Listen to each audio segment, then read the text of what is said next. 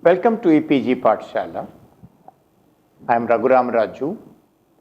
We are doing philosophy and the paper is Philosophy of Religion. The module that we are going to discuss today is Teleological Arguments. This module is written by Professor Ankur Barua. One way to locate the teleological argument is to think aloud on the following issues. Namely, why did people across the continents since immemorial, that too without organized program, felt the need to posit a transcendental reality? So there is this enormous and massive desire for transcendence from time immemorial. An essential feature of this desire may be to find purpose for human actions, not in those domains like society, but in the ontological phenomenon and transcendental reality.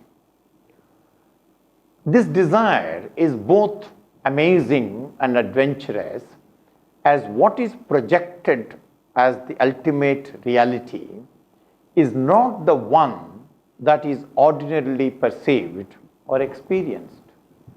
Despite this, human beings continue from the time immemorial to rally around or project this unknown or unknowable transcendental reality.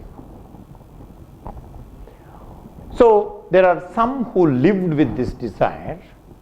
There are others who felt the need to give proof for the transcendental God that they felt the need but had not seen. There have been various attempts to provide proof to the unseen. Teleological argument for the existence of God is one such attempt. So there exists this primordial desire for transcendence, and religion seeks to answer this desire in a particular way. So one of the preoccupations of religion is to identify the causes and provide proof for the transcendental reality.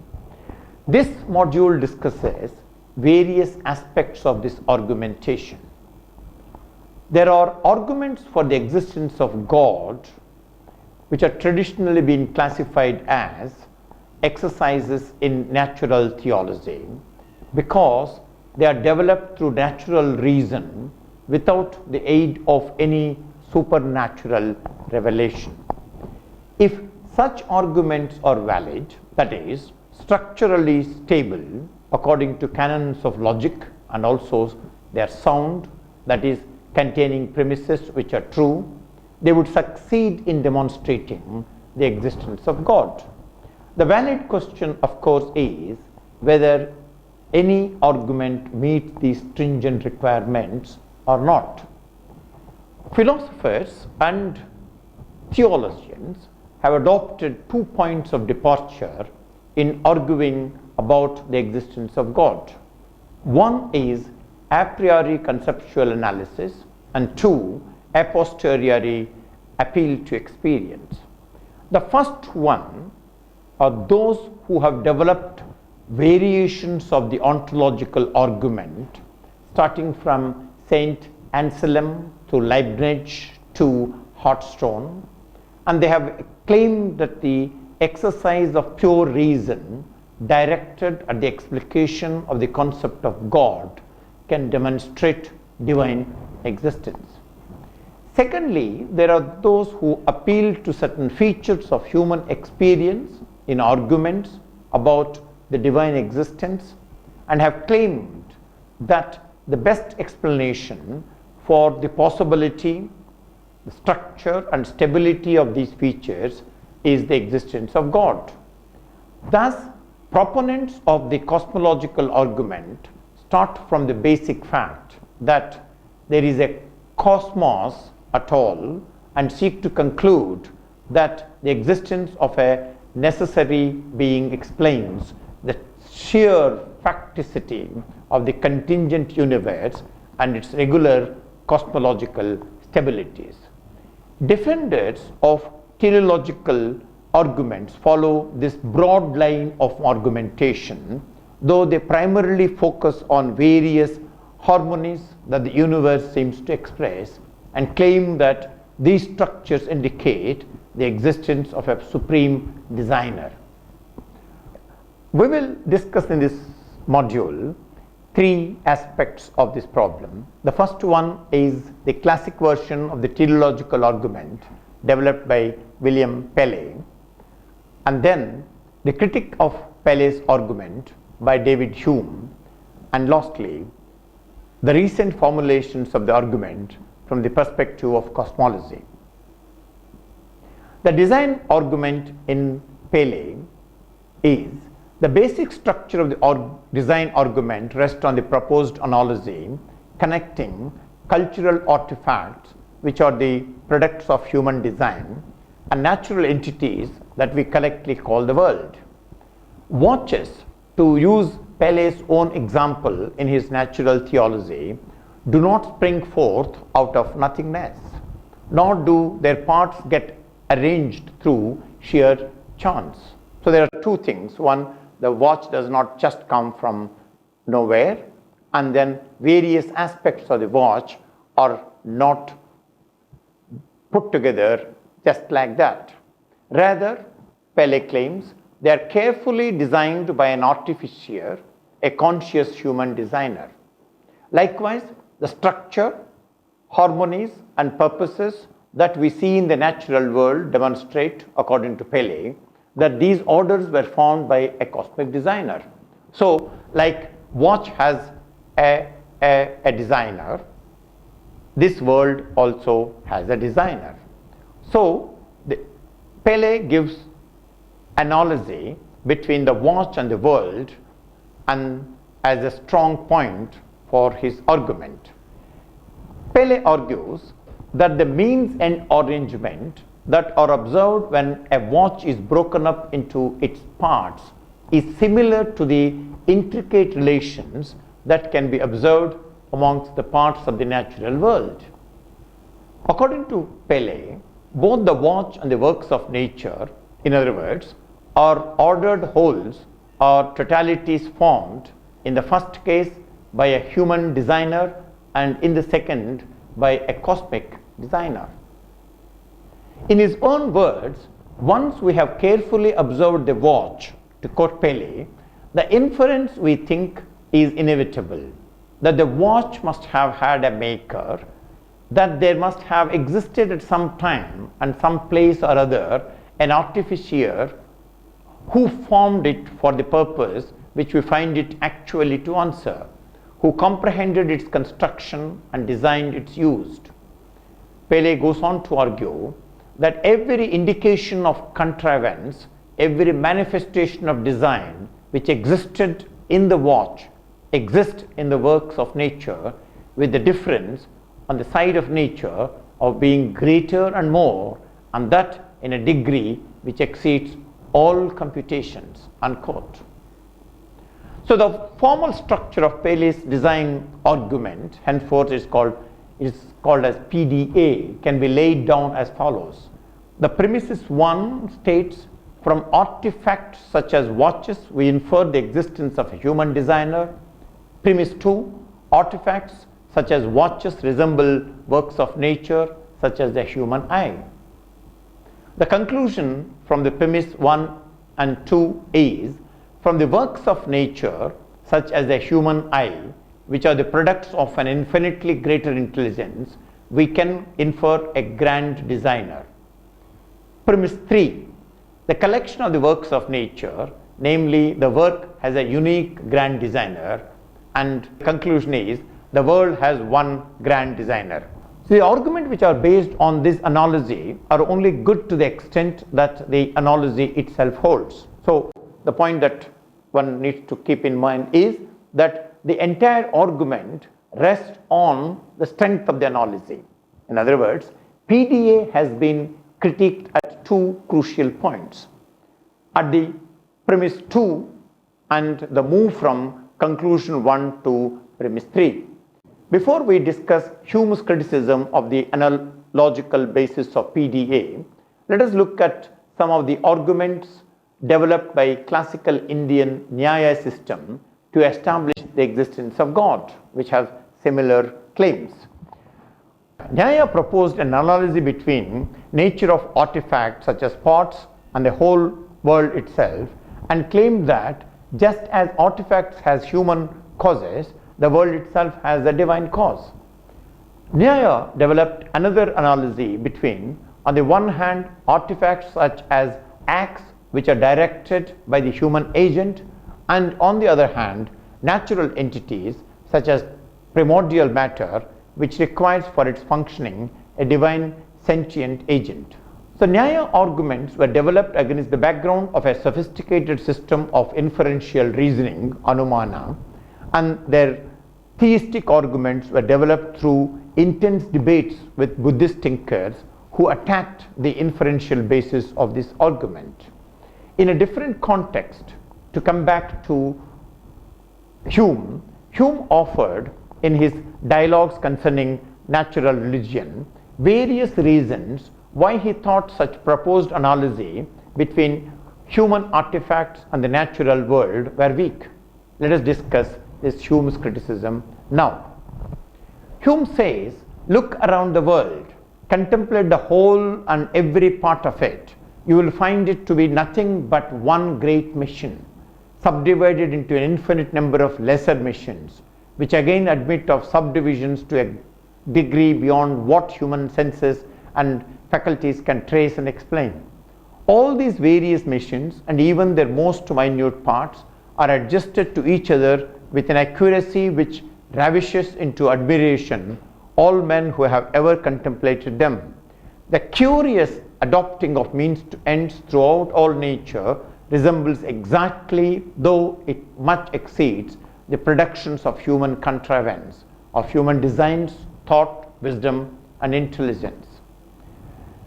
And Hume continues, I quote, since therefore the effect resembles each other, we are led to infer by all the rules of analogy that the causes also resemble, and that the author of nature is somewhat similar to the mind of man, though possessed of much larger faculties proportioned to the grandeur of the work which he has executed.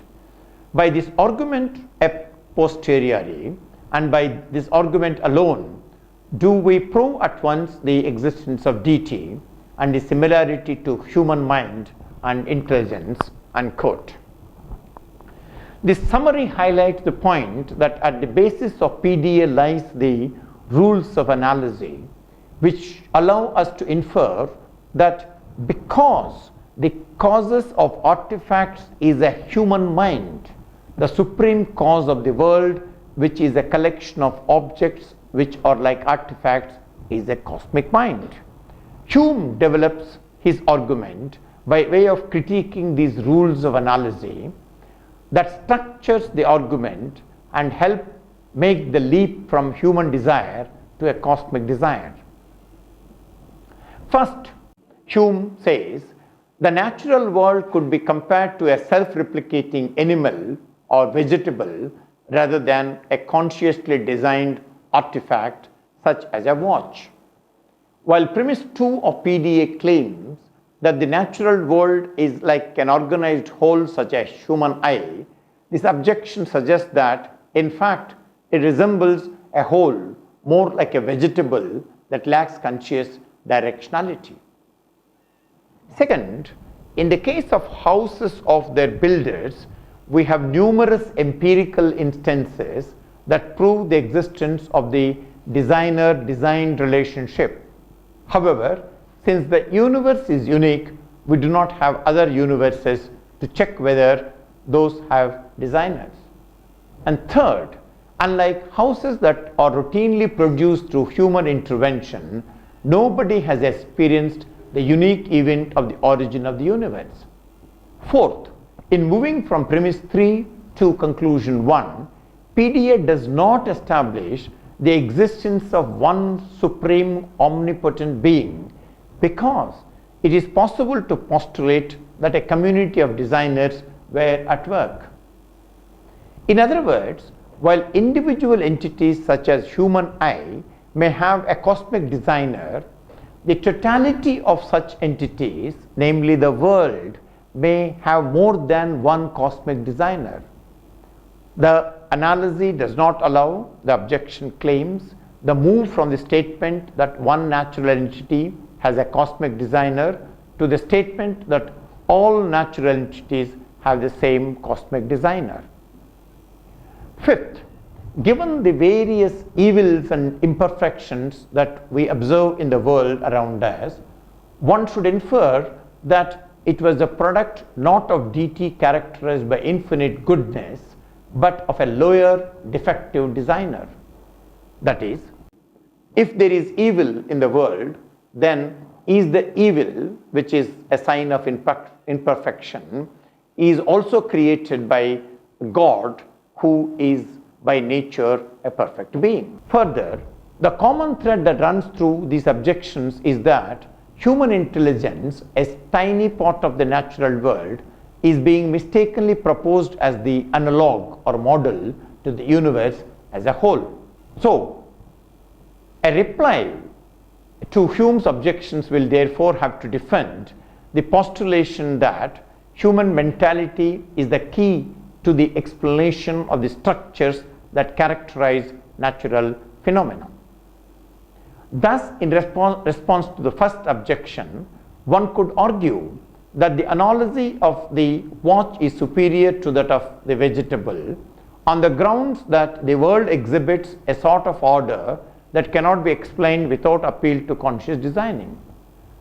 The reply to the second and the third objections is that the uniqueness in itself of an event does not prohibit its inclusion in an argument based on analogy, for in their own different ways, quantum physics, cosmologists, archaeologists, and others sometimes base their inference on the unique events, artifacts, or phenomena that they investigate.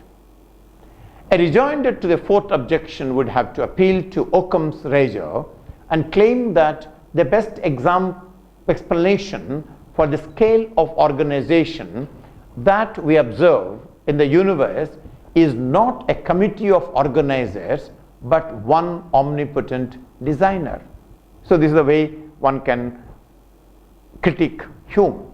And finally, concerning the fifth objection by Hume, a defender of PDA could point out that this is in effect the notorious problem of evil, that is, the problem of reconciling the omnibenevolence of God with the pervasive forms of suffering in the world. Therefore, the problem is not unique to PDA, and whatever modes of resolving it are developed elsewhere in the field of philosophy of religion will also be applicable here. After discussing Hume's criticism of Paley and also covering some critical comments on Hume's criticism of Paley, let us take the discussion to another important aspect, namely the Darwinian intervention and Darwin's critique of the design argument. Before we discuss Darwin, let's note for intellectual curiosity that Hume in fact anticipated Darwin. Though Hume developed his critique of design argument before Darwin, Hume also indicated an objection to it that is Darwinian in emphasis. He quoted the argument of the Greek thinker Epicurus that if the universe consists of infinitely large number of particles in random motion, those particles which eventually settle down into stable patterns. So consequently, deep disorder could give rise to apparent order, and there is no need to appeal to cosmic designer. In effect, this resolution of the problem accepts premise 1 and 2 in the argument sketched above, but adds the following premise, namely the premise 3. All entities, whether cultural artifacts such as watches or natural objects such as rocks, are only apparently the products of cosmic design. They are really products of chance events. Darwin, in his Origin of Species, proposed a purely naturalistic and non-purposive mechanism to explain why the observed harmony, structure, and order in the world are only apparently designed, but in fact really are produced by random variations processed through natural selection. That is, the conscious purposive design that pre-Darwinian Paley claimed to have observed in the world were to be reinterpreted as non-purposive evolutionary adaptations. Therefore, the analogy proposed by PDA is severely weakened, for even if we cannot explain the intricate harmonies within a watch without inferring a human agent, we can, it would seem, explain the structures of the natural world without inferring the existence of a cosmic designer. However, while the view that Darwin demolished the design argument is often expressed in contemporary circles of neo-Darwinism, the question of precisely what Darwin achieved remains intensely debated among philosophers of religion.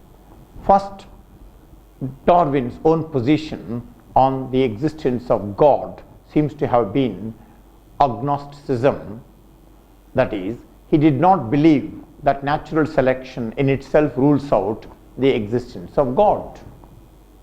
In a letter to Asa Gray, Darwin confided, to quote, "I am inclined to look at everything as resulting from design law, with the details, whether good or bad, left to the working out of what we may call chance.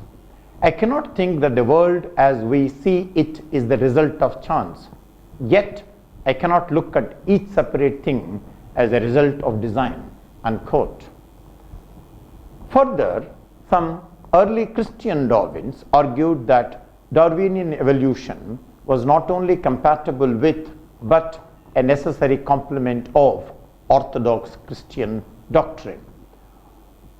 Aubrey Moore, for instance, argued that Darwin had assisted Christian theologians in replacing the picture of God as a distant cosmic spectator who occasionally intervened in the world with that of a God who was an immanent presence in the form of evolutionary mechanisms which were an expression of God's creative powers. Indeed, there are several studies on the reception of Darwin in late Victorian theological circles, and they have shown that the polarized dichotomy of Darwin versus religion is historically inaccurate. Further, there is no logical contradiction between Darwinian evolutionary biology and the existence of God. Since evolutionary process presuppose various natural laws which remain fairly stable across time, the defenders of the design argument can claim that these processes are the means by which a designer God works in the world. More concretely, for evolutionary biology to work, it needs the structures of space-time, gravitational laws, cosmological constants, and so on, which it does not produce but rather presupposes as its basic material. Therefore, it is argued, one can argue that God, who has specific intentions for the world, utilizes evolutionary mechanisms underpinned by stable natural structures to fulfill divine purposes. Random mutation and laws of nature are not opposed, for God is able to intervene thereto in evolutionary processes. So, while Darwinian biology does not, strictly speaking, undermine the design argument, for much of the 20th century, it was widely rumored that Darwin has dismantled it. But nevertheless, towards the end of the 20th century, some philosophers began to develop revamped version of PDA, focusing on various fundamental laws of nature and the initial conditions of the universe, which are said to have been fine-tuned for the origin of life. They argued that if some of these parameters were even slightly off their present value, human life would not have emerged in this universe, and concluded that the best explanation for these values is that they were consciously designed. For instance, human life would have been impossible if the stronger nuclear force that binds together protons and neutrons have been stronger or weaker by 5%, or if the Earth's electromagnetic force had been slightly stronger or weaker.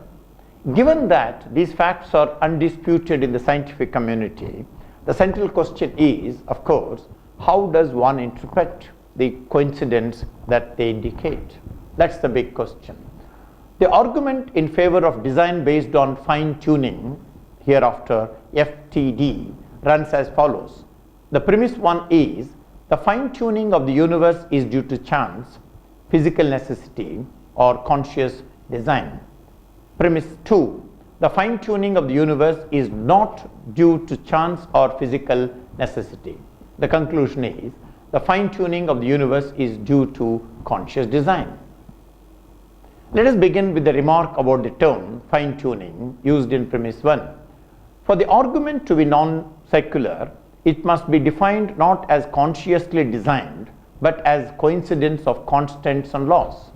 Otherwise, premise 2 will read as premise 2 prime, namely, the conscious designing of the universe is not due to chance or necessity, which would beg questioning. Let us examine each of the disjoints of the premise 2, namely chance and necessity. Chance. According to this option, the right combination of constants, laws and quantities that characterize our life-permitting universe is to be attributed entirely to chance.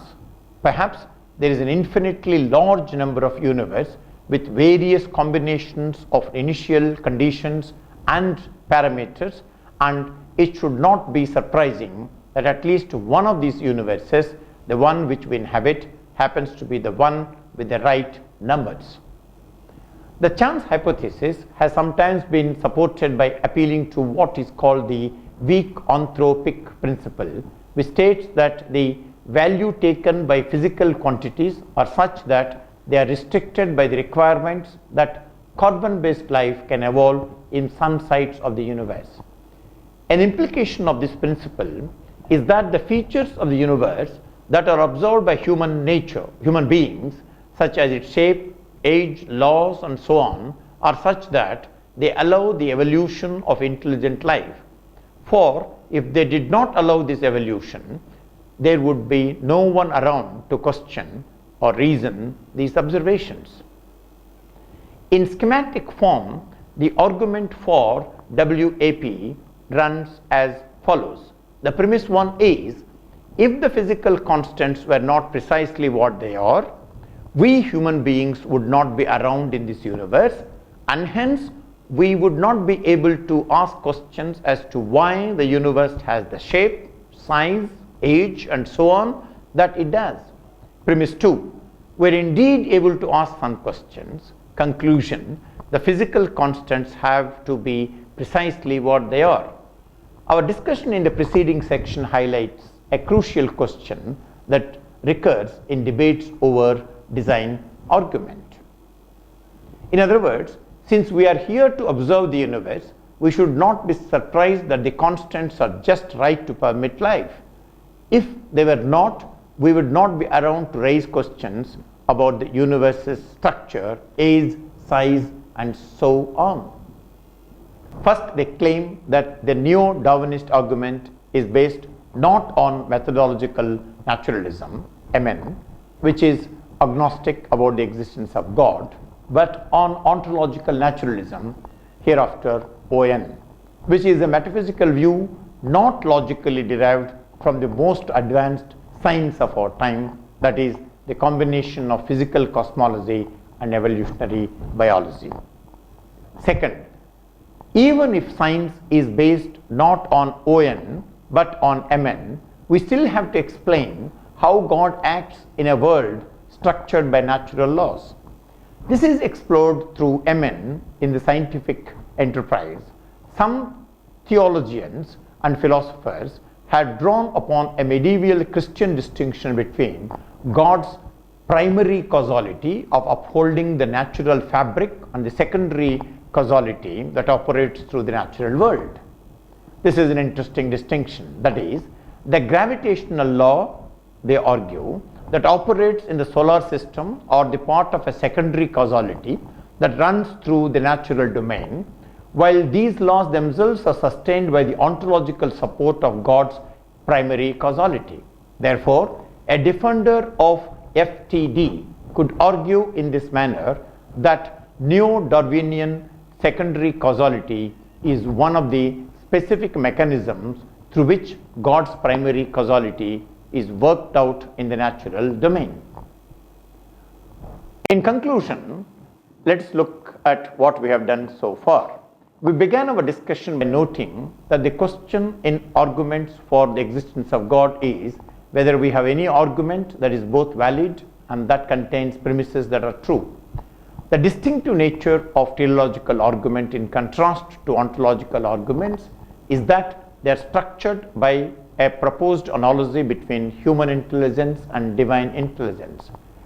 By employing the dictum like effects like causes, the PDA seeks to move from human effects such as watches to God as the designer of the world, a natural effect. The PDA has been challenged, as we have noted, on the grounds that such analogies are weak and that alternative naturalistic accounts can be provided for the appearance of design accounts which do not use the vocabulary of purposive agency. The FTD is based on the same formal structure, though its data are not the pre-Darwinian instances of supposed design such as the human eye, but the cosmological coincidences of physical constants that enable life in the universe. However, critics of FTD have proposed physicalist accounts for why these coincidences exist, claiming that they are not designed but are rather the consequences of chance processes or physical necessities. Our survey of teleological arguments from PDA to the FTD shows that they involve complex patterns of weaving logical inferences and empirical data. Consequently, they remain at the center of philosophical debate that attempts to arrive at the best explanation of a world that at least appears to contain traces of conscious design. The crucial question is, of course, whether these traces are the real effects of a cosmic designer. By way of summarizing this module, let me recall what I placed in front of you right in the beginning. I said that there is a deep desire in human beings from time immemorial across the continent for projecting a transcendental reality. Now, religion comes to formalize this desire in a specific way. And there are many people who try to find or give proofs for the transcendental entity. Teleological argument is one such attempt, and we have discussed how there are various aspects of this argument and various criticisms on it. So this actually covers a very important domain of human existence. To come back to the point that I began, that what we have discussed is the effect of this deep desire, but what is the cause to this is a very larger domain that needs to be looked at. Let me, in the end, make these small observations. Now, if you look at teleological argument, most of those people who argued in favor or against it converged on a particular kind of causality, which is that there is a homogeneous relation between cause and effect. In Indian philosophy, it is called Satkaryavada.